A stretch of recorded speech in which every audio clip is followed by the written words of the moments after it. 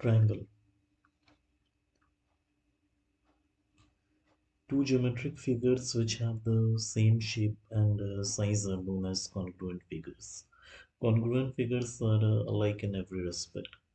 दो geometric figures जिसका shape और साइज एक जैसा होता है उसको congruent figure कहा जाता है. Congruent figure हर रेस्पेक्ट में एक जैसे होते हैं. Similar figure. Geometric figure which have the same shape but have different sizes are known as similar figure. वैसे ज्योमेट्रिक फिगर जिसका शेप सेम होता है लेकिन साइजेस अलग होता है उसको सिमिलर फिगर्स कहा जाता है. Two congruent figures are always similar, but two similar figures need not to be congruent. दो congruent figure हमेशा similar हो सकता है. दो congruent figure हमेशा similar होता है लेकिन दो similar figures जरूरी नहीं है कि वो congruent हो जाए. एग्जाम्पल के तौर पे अगर हम लोग बात करें यहाँ पे हम लोग देख सकते हैं कि कोई भी दो लाइन सेगमेंट्स जो है वो सिमिलर है. उसी तरह कोई भी दो इक्विवेलेंट ट्रायंगल सिमिलर होता है, कोई भी दो स्क्वायर सिमिलर है, कोई भी दो सर्कल सिमिलर है.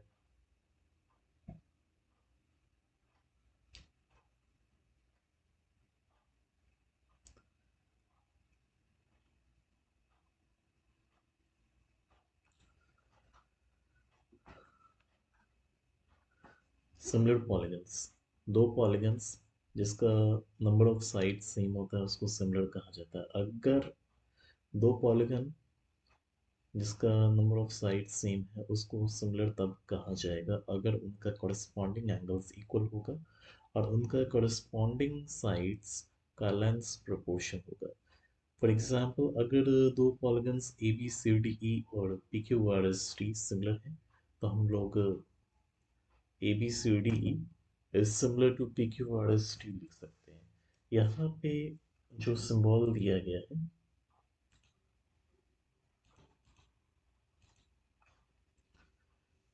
ये इसका मतलब सिमिलर होता है. इस सिंबल का यूज सिमिलर के लिए किया जाता है. The constant ratio between the corresponding sides of two similar figures is known as the scale factor. दो सिमिलर फिगर का corresponding sides के बीच का जो constant ratio होता है उसको हम लोग स्केल फैक्टर या representative fraction कहते हैं. क्योंकि ट्रायंगल्स पॉलीगन्स ही होते हैं इसलिए सेम सेट ऑफ कंडीशंस जो है ट्रायंगल की सिमिलैरिटी पे भी अप्लाई होता है. ओके.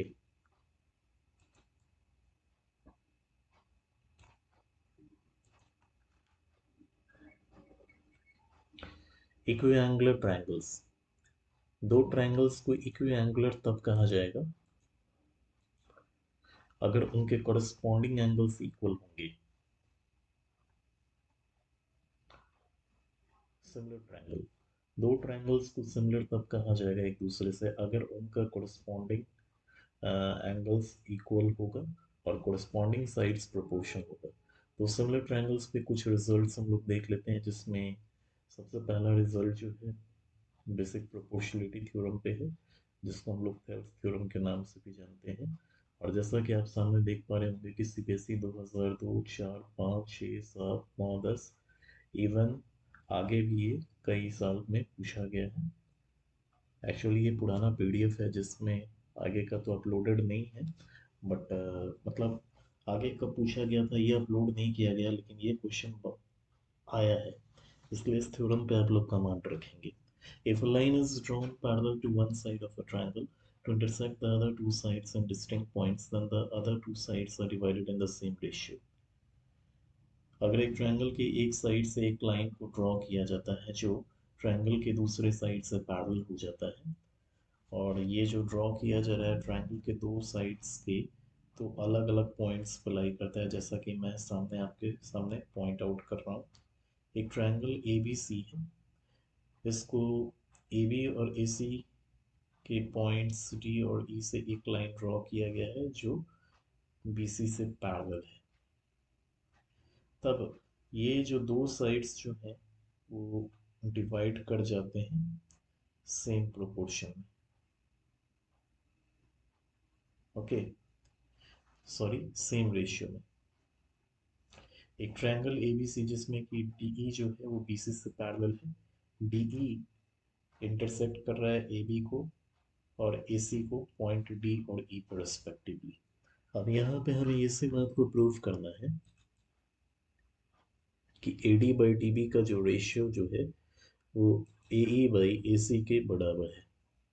सो देखिए यहाँ पे फिगर आप अपने सामने देख पा रहे होंगे, एक ट्रायंगल ए बी सी जिसमें कि ए बी पे एक पॉइंट बी है और ए सी पर एक पॉइंट ई है। इन दोनों पॉइंट्स को मिला करके एक लाइन डी ई को क्रिएट किया गया है जो बी सी से पैरेलल है। नाउ प्रूव करना है कि ये A D by D B is equal to A E by E C. इसके लिए हम लोग क्या करेंगे, बी ई और सी डी को ज्वाइन करेंगे। ओके, जैसा कि आप देख पा रहे होंगे सामने बीई और सीडी को ज्वाइन किया गया है और बीई सीडी को ज्वाइन करने के बाद ईएल को परपेंडिकुलर किया जा रहा है एबी पे, उसी तरह डीएम को परपेंडिकुलर किया गया है एसी पे। ऑलराइट, जैसा कि हम लोग जानते हैं कि ट्रायंगल एडीई वाला केस लेते हैं, ए डी ई। इस ट्रायंगल के केस में अगर हम लोग ध्यान से देखें तो ट्रायंगल का एरिया हम लोग निकाल रहे हैं इस पूरे ट्रायंगल का। तो ट्रायंगल का एरिया निकालने का एक जनरल फॉर्मूला होता है half into base into height.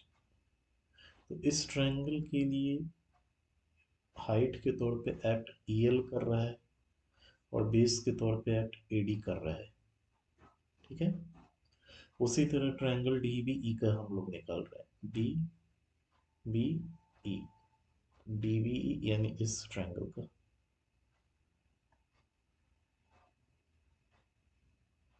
इस ट्रायंगल का हम लोग एरिया फाइंड कर रहे हैं। इस ट्रायंगल के लिए भी हम लोग सेम वही फॉर्मूला अप्लाई करेंगे, लेकिन चूंकि फिगर के लिए इस फिगर के लिए half into base into height, base तो आपका डीबी हो गया और हाइट के तौर पे एक्ट अगेन ईएल ही करेगा। इसको अगर थोड़ा सा प्रोसीड कर दें तो हम पाएंगे कि ईएल ही परपेंडिकुलर इसके लिए रहेगा।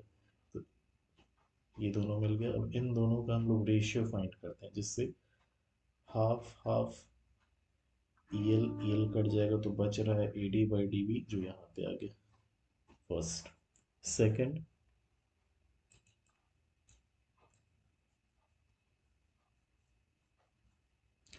यही सेम प्रोसेस हम लोग अब इस साइड अप्लाई करेंगे।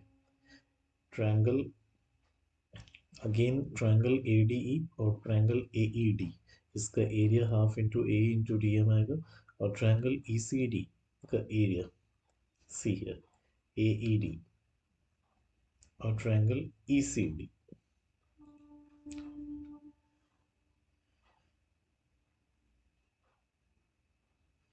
इस बार ट्रायंगल के लिए बेस एई हो गया और डीएम जो हो गया वो एक्ट कर रहा है हाइट के तौर पे।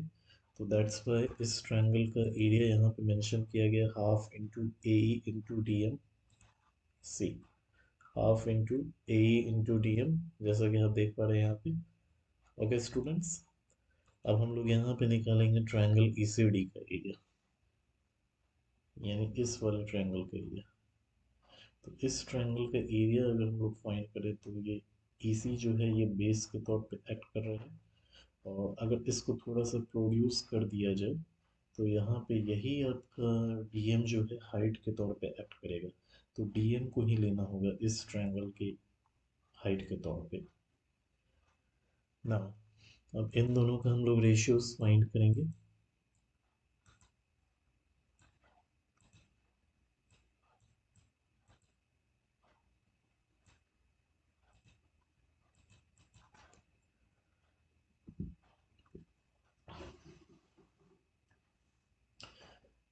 एरिया ऑफ ट्रायंगल एडी और एरिया ऑफ ट्रायंगल ईसीडी, इसका रेशियोज फाइंड करेंगे। अगेन हाफ हाफ कट हो जाएगा, डीएम डीएम दोनों के लिए कॉमन हाइट था, ये कट हो जाएगा तो ए बाई ई सी बचता है। ओके, ये आपका सेकेंड इक्वेशन। ना चूंकि ट्रायंगल डीबी और ट्रायंगल ईसीडी ये दोनों सेम बेस डी पे लाई कर रहा है और सेम पैरेलल डीई और बीसी के बीचों बीच है, दैट्स व्हाई इस triangle area of triangle DB area of triangle ECD के इक्वल हो जाएगा। Third equation. अब इन तीनों इक्वेशन से हम यही पाते हैं A D by D B is equal to A E by E C. ये इम्पॉर्टेंट थ्योरम है स्टूडेंट्स, इसी का यूज क्वेश्चन को सॉल्व करने के लिए किया जाएगा। ओके, आगे की तरफ बढ़ते हैं हम लोग।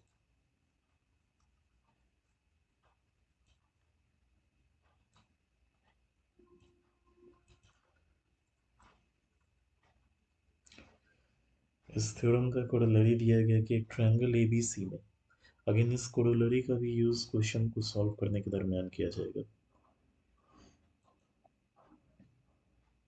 अभी मैं आपको थ्योरम्स दिखाऊंगा, उसके बाद कुछ समय बाद मैं आपको क्वेश्चन सॉल्व करके दिखाऊंगा कि कैसे सॉल्व करते हैं। ओके, सो यहाँ पे हम देख सकते हैं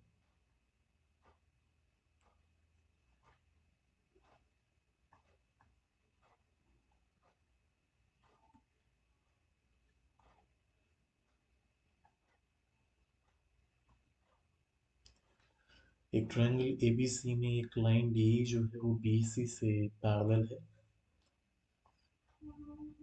सपोज करें कि यहाँ पे हम लोग एक ट्रायंगल का कंस्ट्रक्ट कर लेते हैं, ट्रायंगल एबीसी, जिसमें लाइन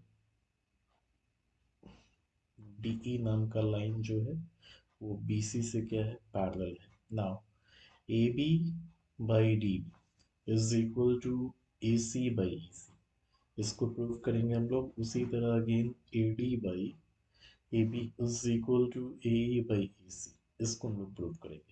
तो बेसिक प्रोपोर्शनलिटी थ्योरम से हमारे पास ये है A D by D B is equal to A E by E C. ये अभी हमने पहले वाले थ्योरम से पाया ना। अब हम लोग क्या कर रहे हैं, वन ऐड कर देते हैं दोनों साइड में।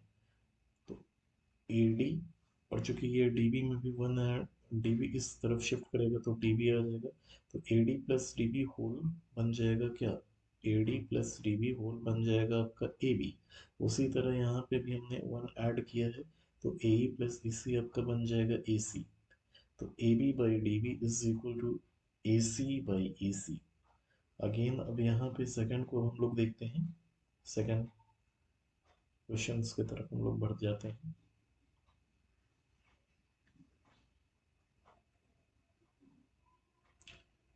देखिए स्टूडेंट, इस कंसेप्ट का यूज किया जाएगा, मतलब किसी किसी केसेस में रीअरेंजमेंट प्रॉपर्टी रहेगा जहाँ पे आपको प्लस वन करना होगा और किसी किसी केसेस में माइनस वन करना होगा।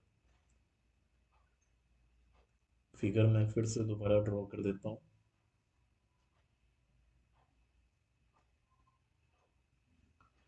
एबीसी नाम का एक ट्रायंगल है, ए पे एक पॉइंट डी है और ए सी पर एक पॉइंट ई है। नाउ ये डी ई जो है वो बी सी से पैरेलल है। इस बार हम लोग को प्रूव करना है ये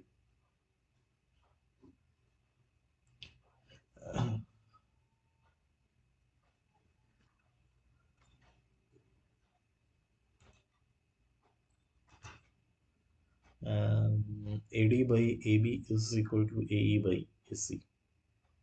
Okay, students. See,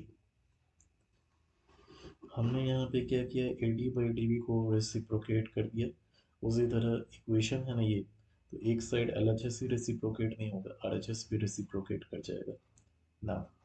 अब हमने क्या किया, वन ऐड किया है दोनों साइड, तो AD into one AD plus DB full AB हो जाएगा और A B by A D. उसी तरह ए ई इधर शिफ्ट करेगा, ए ई प्लस ए सी हो जाएगा A C by A E.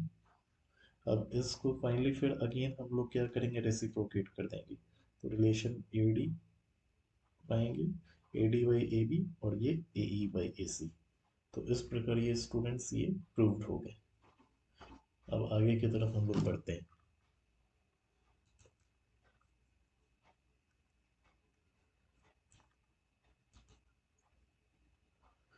Finally देखो स्टूडेंट, अभी तक जो भी डिस्कशन हमने किया इस डिस्कशन से हमने ये लर्न किया, एक ट्रायंगल एबीसी में सपोज करते हैं कि डी जो है वो बीसी से पैरेलल है, तो A D by D B is equal to A E by E C हो जाएगा बीपीटी से, यानी बेसिक प्रोपोर्शनलिटी थ्योरम, या फिर इसको हम लोग थेल्स थ्योरम भी बोलते हैं।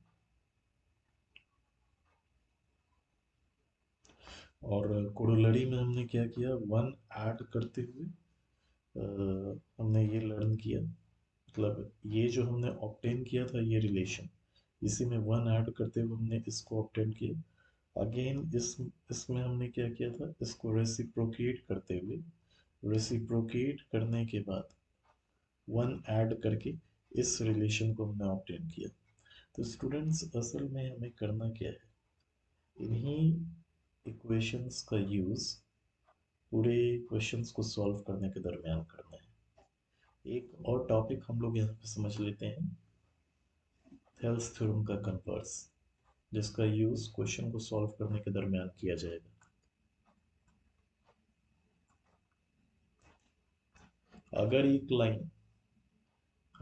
लाइन किस एक ट्रायंगल के किसी भी दो साइड को सेम रेशियो में डिवाइड कर देता है, तब वो लाइन जो होगा वो थर्ड साइड से पैरेलल होगा, ठीक ना। एक ट्रायंगल ए बी सी और एक लाइन एल ए बी को इंटरसेक्ट कर रहा है पॉइंट डी पे, और ए सी को इंटरसेक्ट कर रहा है पॉइंट ई पे, ठीक है। इस प्रकार की A D by D B का रेशियो जो है ए ई बाई ई सी के बराबर है, तो डी ई जो है वो बी सी से क्या हो जाएगा, पैरेलल हो जाएगा। देखिए इस थेल्स थ्योरम का जो कन्वर्स है, इसको प्रूव करने के लिए सपोजिशन किया गया है। ये पॉइंट अगर थोड़ा देर के लिए संभव हो तो हम लोग मान लेते हैं कि डी ई जो हो गया वो बी सी से पैरेलल है। तब जब डी ई बी सी से पैरेलल हो जाएगा, तो थेल्स थ्योरम के according A D by D E is equal to A F by F C बनेगा, एज पर थेल्स थ्योरम। ओके,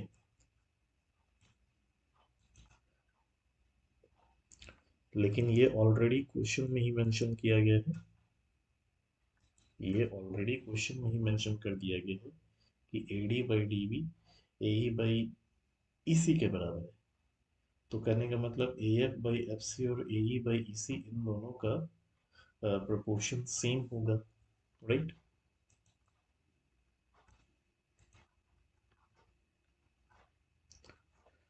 तो अब हम लोग यहाँ पे इस प्रोपोर्शन को सेम करके चेक करते हैं, दोनों में हमने वैल्यूज ऐड किया, तो फाइनली ये पा रहे हैं हम लोग, A F by F C A E by E C के बराबर होगा। अगेन हमने वन वन ऐड किया दोनों साइड में, तो एफ सी और ए एफ जब ऐड हुआ तो ये बन गया आपका ए सी। उसी तरह ए ई प्लस ई सी ऐड हुआ तो अगेन ये बन गया आपका A C by F C is equal to A C by E C. इसमें ए सी कट के वैल्यू दोनों साइड वन वन असाइन हो गया, one by F C one by E C. तो इसके लिए E C into one E C, F C into one F C, तो F सी ई C के बराबर होना चाहिए। ये पॉसिबल सिर्फ और सिर्फ तभी होगा जब ई और एफ कोइंसाइड करेगा। इस प्रकार डी ई जो है बी सी से पैरेलल है। नाउ क्वेश्चंस पे आते हैं स्टूडेंट्स।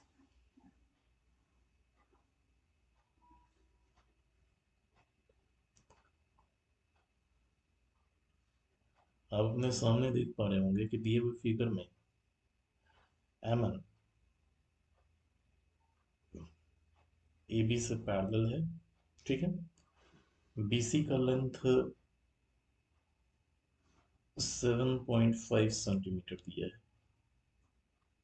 और ए एम का लेंथ 4 सेंटीमीटर दिया है।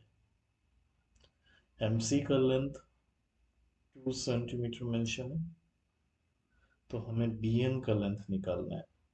बी एन का लेंथ पता नहीं है, सपोज करते हैं ये एक्स सेंटीमीटर,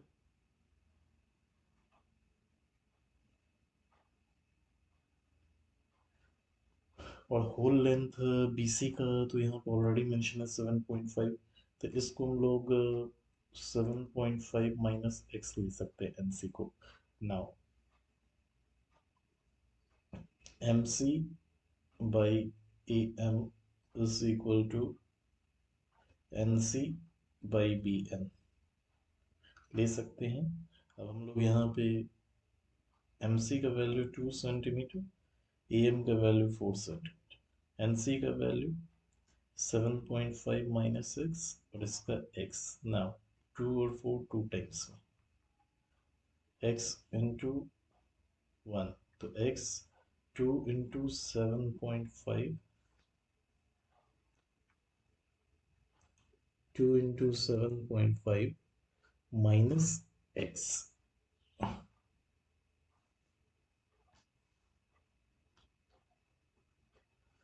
तो इसका वैल्यू हो जाएगा x is equal to 7.5 into 2 15 minus 2x। ना -2x और -2x शिफ्ट करेगा तो +2x हो जाएगा, x +2x 3x, 3x is equal to 15। This implies that x is equal to 15 by 3, 3 से 15 5 टाइम्स में। एक्चुअली हमें यहाँ पे bn का लेंथ फाइंड करना था। bn हमने x कंसीडर किया था और x का वैल्यू 5 आ गया, यानी bn का वैल्यू 5 सेंटीमीटर हो जाएगा। Next question.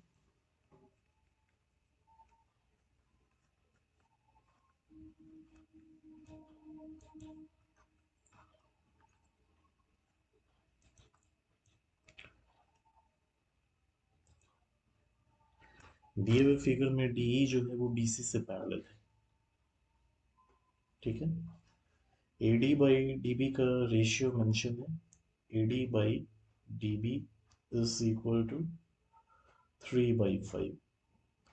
AC का वैल्यू मेंशन है 4.8।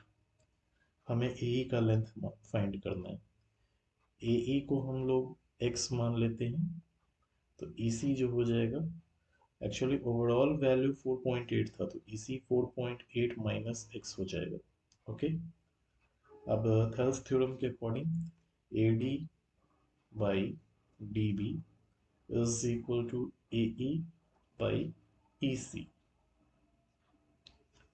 तो AD का बाई DB का रेशियो 3/5 है, AE का वैल्यू हमने x माना है और EC 4.8 माइनस एक्स। इसको सॉल्व करते हैं, 3 into 4.8 minus x is equal to 5 into x, 5x।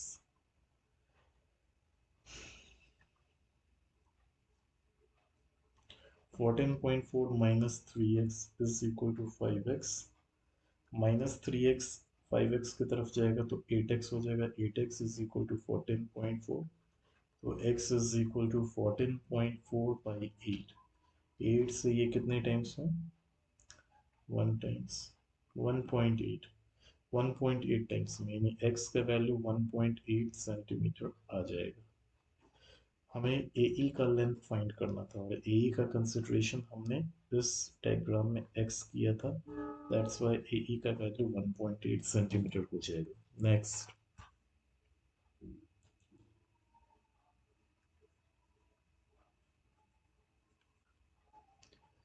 Next question की तरफ बढ़ते हैं स्टूडेंट्स। क्वेश्चन नंबर 3, दिए हुए फिगर में ट्रायंगल ABC में DE जो है वो BC से पैरेलल है और AD और AE का वैल्यू मेंशन है, इवन BD और CE का वैल्यू मेंशन है, X का वैल्यू निकालना है। स्टूडेंट यहाँ पे ऑलरेडी स्पेसिफाइड है AD by DB is equal to AE by EC। ये तो थेल्स थ्योरम से हो गया और वैल्यूज जो है ऑलरेडी मेंशन है, AD AE BD यानी DB और C यानी EC, सारा वैल्यूज मेंशन है। वैल्यूज असाइन करेंगे, 4x minus 3 by 3x minus 1 is equal to 8x minus 7 by 5x minus 3। अब इसको हम लोग सॉल्व करेंगे, यहाँ पे स्टूडेंट क्रिस क्रॉस मल्टीप्लाई करके हम लोग फाइंड करेंगे। ओके, इसको आप सॉल्व करेंगे जैसा कि आपके सामने सॉल्व करके दिखाया गया, आप देख पा रहे हो। और इवन आप क्लास 10 के स्टूडेंट हो तो आपको ये आता ही होगा इस तरह के लीनियर इक्वेशन को सॉल्व करना। ओके, अब हम लोग आगे बढ़ते हैं नेक्स्ट। मैं आइडियाज आपको देते जाऊंगा। इस क्वेश्चन में देखिए, यहाँ पे अगर डी और ई, ए बी और ए सी पे पॉइंट्स हैं, डी और ई, ए बी और ए सी पे पॉइंट्स हैं, इस प्रकार की ए डी, ए डी का वैल्यू जो है यहाँ पे 1.4 सेंटीमीटर मेंशन किया गया। ए और ए बी का वैल्यू जो है 5.6, ए डी का वैल्यू 1.4 सेंटीमीटर, ए बी का वैल्यू 5.6 सेंटीमीटर। साथ ही साथ ए ई का वैल्यू 1.8 सेंटीमीटर और ए सी का वैल्यू 7.2 सेंटीमीटर। अगर हम लोग ध्यान से देखें तो कोरस्पॉन्डिंग साइड्स का फॉर्मेशन हो रहा है, that is A D by A B is equal to A by A C. Thales theorem से ये तो हो ही जाएगा, राइट। मतलब ये, अब यहाँ पे हम लोग इसको सॉल्व करते हैं। ए डी का वैल्यू 1.4 है, ए बी का वैल्यू, अगर रेशियो वाइज सेम आ गया तो डेफिनेटली डी ई जो होगा वो बी सी से पैरेलल हो जाएगा। ए ए बी का वैल्यू 5.6 है। पॉइंट पॉइंट रिमूव करते हैं, 14 1 जब 14, 14 4 जब 56, 1/4 आया। उसी तरह ए ई का वैल्यू 1.8 है और ए सी का वैल्यू 7.2 है। पॉइंट पॉइंट रिमूव करते हैं, 18 1 से 18, 18 4 से 72, वैल्यू 1/4 आया। रेशियो तो कांस्टेंट है, 1/4 1/4, दैट्स वाई ये तो मतलब थेल्स थ्योरम के प्रॉपर्टी को फॉलो कर रहा है। तो इस प्रकार थेल्स थ्योरम के कन्वर्स से बीई जो है वो बीसी से पैरेलल हो जाएगा। अगर रेशियोज कांस्टेंट हो गए तो definitely by the converse of Thales theorem we can say that B is parallel to BC.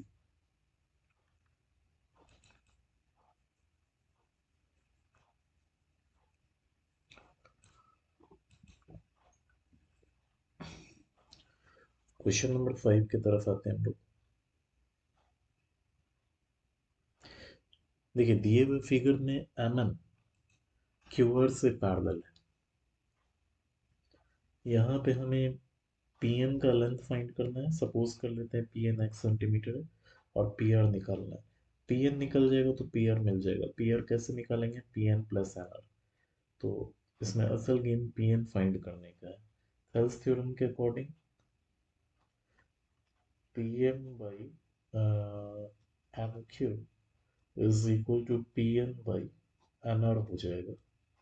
तो यहाँ पे पी एन का वैल्यू 1.9 है और एम क्यू का वैल्यू 5.7 है, is equal to X by 6.9। Cut करते हैं, पॉइंट तो खत्म हो गया। 19 1 ज़ा 19, 19 3 ज़ा 57, ओके। और 3 से इसको कट करते हैं तो 2.3, 2.3 इंटू 1, तो x इज इक्वल टू 2.3 आया। यानी पी एन का वैल्यू 2.3 सेंटीमीटर। और दूसरा जो सवाल है यहाँ पे पी आर हमको फाइंड करना है। तो P R actually P N plus N R के इक्वल है। तो पी एन का वैल्यू 2.3 है और एन आर का वैल्यू 6.9 है। इन दोनों को हम लोग ऐड कर देते हैं। 9 3 ज़ा 12, कैरी 1 6 1 7 7 2 9, 9.2 सेंटीमीटर। तो पी आर का वैल्यू 9.2 सेंटीमीटर और पी एन का वैल्यू 2.3 सेंटीमीटर। इस तरह से क्वेश्चंस को सॉल्व करना है स्टूडेंट्स। आगे बढ़ते हैं हम लोग।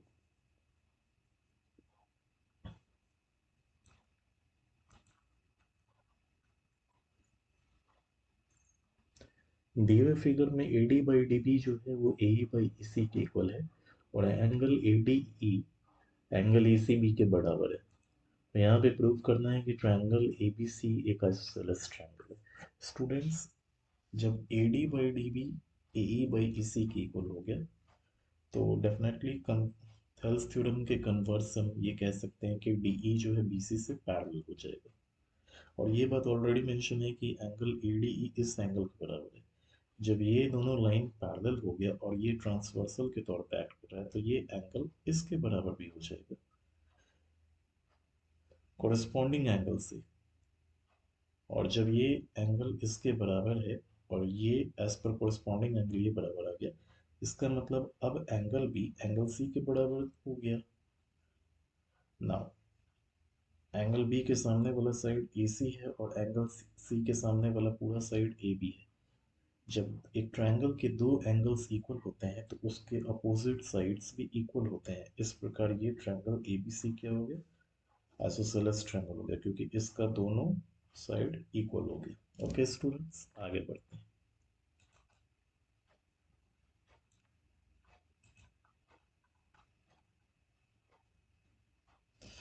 स्टूडेंट्स यहाँ पे ये बात प्रोवाइड किया गया है, एम और एन एक ट्रायंगल एबीसी के साइड्स एसी और बीसी पे पॉइंट्स एम और एन है। In each of the following cases state whether MN is parallel to AB। मतलब यहाँ पे तीन केसेस प्रोवाइड किया गया है। इसको देखते हुए ये बात बताना है कि MN जो है AB से पैरेलल है। स्टूडेंट्स करना वही है, आपको रेशियोज फाइंड करना है। अगर रेशियोज कांस्टेंट आ रहा है तो पैरेलल होगा, रेशियोज कांस्टेंट नहीं आएगा तो पैरेलल नहीं होगा। जैसे यहाँ पे मेंशन है CM/M, दैट इज 4.2/2.8, कट करने पे रेशियो 3/2 आया। यहाँ पे CM/MB इसका रेशियो 19/12 आया। चूंकि रेशियोज में इक्वल है नहीं, दैट्स वाई इस केस में MN जो है AB से पैरेलल नहीं होगा। इनको इनको अगर वैल्यू पुट करने पे रेशियोज अगर सेम आता है तो ही ये पैरेलल हो सकता है, अदरवाइज कभी पैरेलल नहीं होगा। अब जैसे CB का वैल्यू दिया है 6.92 और CM का वैल्यू 1.04 दिया है, उसी तरह यहाँ पे CA का वैल्यू 1.73 और CM का वैल्यू, रेशियोज निकालेंगे, रेशियोज कांस्टेंट आ गया तो ये रिलेशन अप्लाई हो जाएगा उस पे और MN जो है AB से पैरेलल हो जाएगा। सो आई थिंक आप ये क्वेश्चन समझ गए होंगे। चूंकि सेकंड वाले केस में रेशियो जो है कांस्टेंट आ गया तो थेल्स थ्योरम के कन्वर्स से MN पैरेलल हो जाएगा AB से। थर्ड वाले केस में MA, थर्ड वाला केस अगर हम लोग देख लें तो देखिए थर्ड वाले केस में CM मेंशन, CM का वैल्यू 5.1, ओके, और फिर CA का वैल्यू दिया हुआ है पूरा। उसी तरह अब यहाँ पे CB दिया है, CB पूरा दिया है और NB दिया है। ठीक है स्टूडेंट, हमें ये वाला चाहिए तो हम लोग करेंगे क्या, CB और NB को घटा देंगे तो ये वैल्यू मिल जाएगा। इस साइड का और इस साइड का और ये पूरे वाले का और ये पूरे वाले साइड का रेशियो निकाल देंगे, कांस्टेंट रेशियो आएगा। तो इस प्रकार ये दोनों वाला जो वैल्यूज दिया हुआ है, चूंकि इन दोनों से रेशियो कांस्टेंट आ रहा है तो रेशियो कांस्टेंट आने की वजह से MN जो है वो AB से पैरेलल हो जाएगा। बट फर्स्ट वाले केस में रेशियो कांस्टेंट नहीं आया, दैट्स वाई इस केस में फर्स्ट वाले केस की वजह से MN जो है वो AB से पैरेलल नहीं होगा। अगले क्वेश्चन की तरफ बढ़ते हैं हम लोग।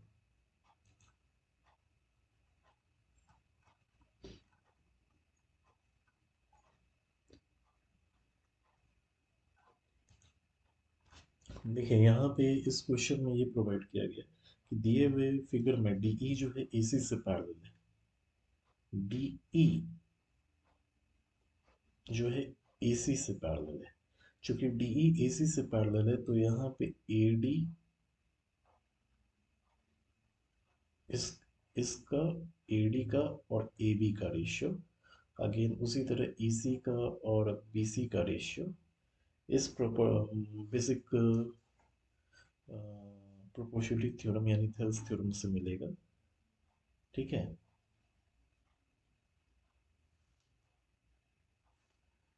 क्योंकि बुक में इस तरह से लिया गया है, यहाँ पे बुक में BD/DA लिया गया है। उसी तरह यहाँ पे हम लोग BE/EC भी ले सकते हैं।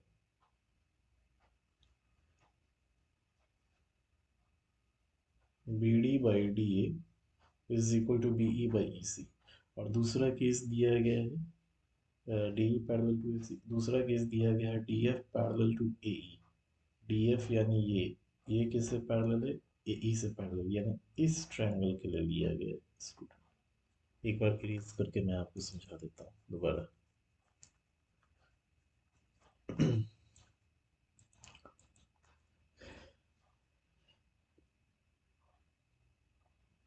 इस ट्रायंगल के लिए ये साइड ए ई इससे पैरेलल लिया गया है, तो इसका बी एफ और एफ ई का रेशियो बी डी और डी ए के रेशियो के बराबर है। और जो एक और केस जो कंसिडर किया गया है उसमें देखिए क्वेश्चन में ऑलरेडी प्रोवाइडेड है ये बात कि D E is parallel to A C, यानी ये ए सी से पैरेलल है, राइट। तो इस बार चूंकि ये इससे पैरेलल है, A D by D B का, A D by D B का ratio again E C by B C का रेशियो, देख रहे हो आप। अब चूंकि B D by D A और B D by D A दोनों इक्वल है और ये दोनों की इक्वालिटी इसके बराबर है, सो इसका और इसका भी रिलेशन हो सकता है। तो बी एफ जो है B F by F E वो इक्वल हो गया B E by E C से, okay. B F by F E जो है वो इक्वल हो गया B E by E C से। यही बात तो हमें प्रूफ करना था, ओके। आगे बढ़ते हैं हम लोग।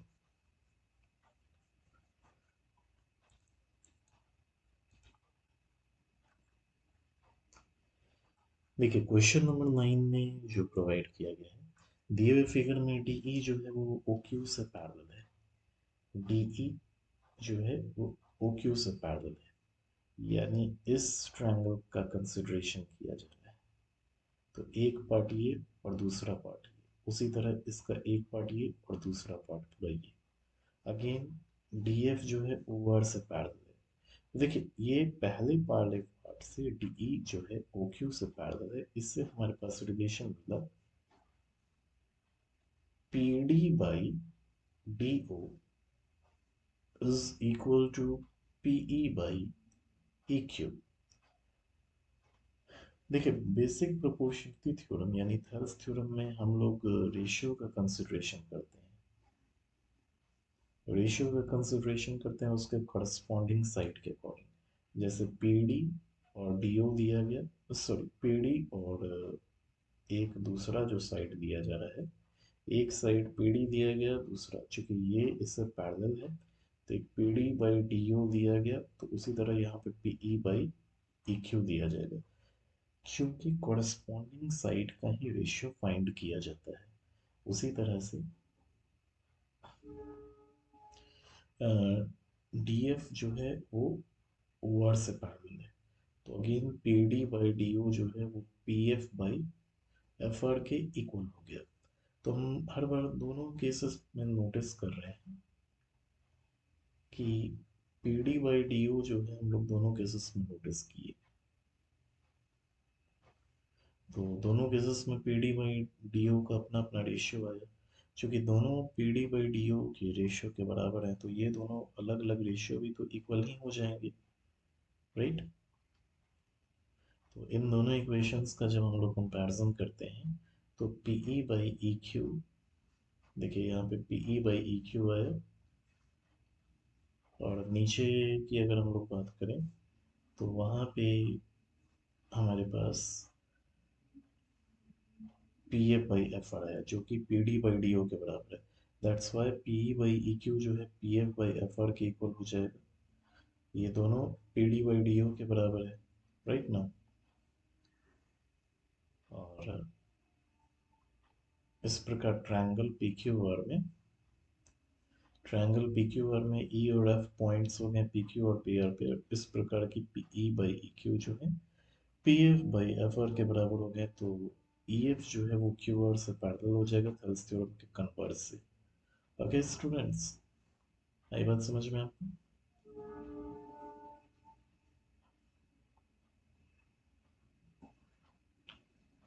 जो हमें प्रूव करना था वो E F is parallel to,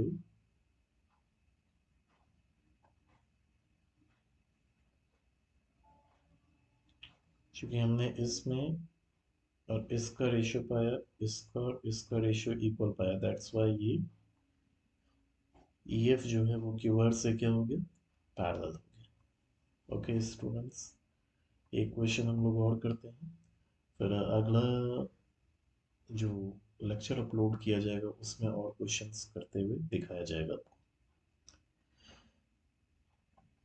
दिए हुए फिगर में एल एम जो है वो सी बी से पैरेलल है, एल एम सी बी से पैरेलल है, और यहाँ एल एन सी डी से पैरेलल है। तो ये इस ट्रायंगल के लिए अप्लाई होता है, इसका पैरेलल प्रॉपर्टी इस ट्रायंगल के लिए अप्लाई होता है। तो बेसिक प्रोपोर्शनलिटी थ्योरम दोनों ट्रायंगल के लिए अप्लाई करेंगे, पहला इस ट्रायंगल के लिए, फिर दूसरा इस ट्रायंगल के लिए। इन दोनों केसेस में हम लोग क्या पाएंगे, ये बाई इसका रेशियो जो है दोनों के लिए इक्वल हम लोग पा लेंगे। चलिए अब हम लोग करते हैं। सबसे L M parallel to C B, तो इस वजह से ए बी और ए एम, उसी तरह से ए सी बाई ए एल का रेशियो क्या हो जाएगा स्टूडेंट, सेम हो जाएगा।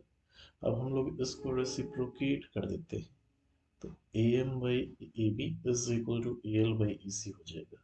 उसी तरह ये पहला ट्रायंगल का केस था, अब दूसरा ट्रायंगल के केस में हम लोग लेते हैं। चूंकि सी डी जो है वो एल एन से पैरेलल है ना, तो इस केस में हम लोग लेंगे A C by A L is equal to A D by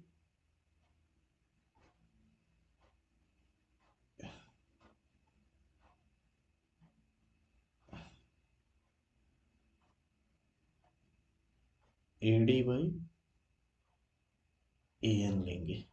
again इसका रेसिप्रोकल करेंगे तो हम लोग ए एल बाई ए सी पाएंगे, और इसका रेसिप्रोकल करेंगे तो ए एन बाई ए डी पाएंगे।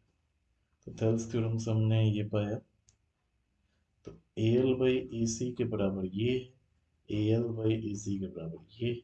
ये दोनों रिलेशन जो है इसके इक्वल हो जाएगा इस प्रकार, यानी A M by A B, A M by A B is equal to A N by A D. यही बात हमें प्रूव करना था, जो हम लोग यहाँ पे प्रूव कर चुके हैं। Okay students.